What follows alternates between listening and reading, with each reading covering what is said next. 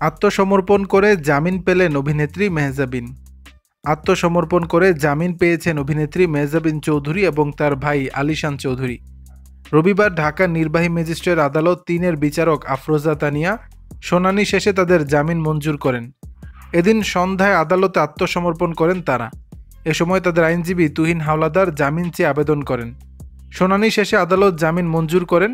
এর আগে গত ১০ নভেম্বর পারিবারিক ব্যবসার পার্টনার হিসেবে রাখার বিনিময়ে ২৭ লাখ টাকা আত্মসাৎ ও হুমকি ধামকি এবং ভয়ভীতি দেখানোর অভিযোগে করা মামলায় তাদের বিরুদ্ধে গ্রেপ্তারি পরোয়ানা জারি করা হয়।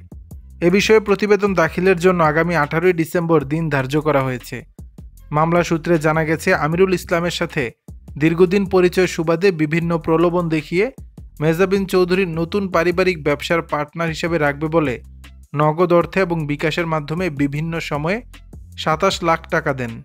এরপর মেহজাবিন ও তার ভাই দীর্ঘদিন ব্যবসায়িক কার্যক্রম শুরুর উদ্যোগ না নেওয়ায় আমিরুল ইসলাম বিভিন্ন সময় টাকা চাইতে গেলে আজকে দিব কালকে দিব বলে দীর্ঘদিন কালক্ষেপণ করেন। পরবর্তীতে গত ১১ ফেব্রুয়ারি বিকেলে পাওনা টাকা চাইতে যান তিনি। তাকে ১৬ মার্চ হাতিরঝিল রোডের পাশে একটি রেস্টুরেন্টে আসতে বলেন। ওই দিন ঘটনাস্থলে গেলে মেহজাবিন ও তার ভাইসহ আর অজ্ঞাতনামা ৪-৫ জন গালাগাল করে। তারা বলেন, এরপর তুই আমাদের বাসায় টাকা চাইতে যাবি না, তোকে বাসার সামনে পুনরায় দেখলে জানে মেরে ফেলব। এসব কথা বলে তারা আমিরুলকে জীবন নাশের হুমকি ধামকি ও ভয়ভীতি প্রদর্শন করেন।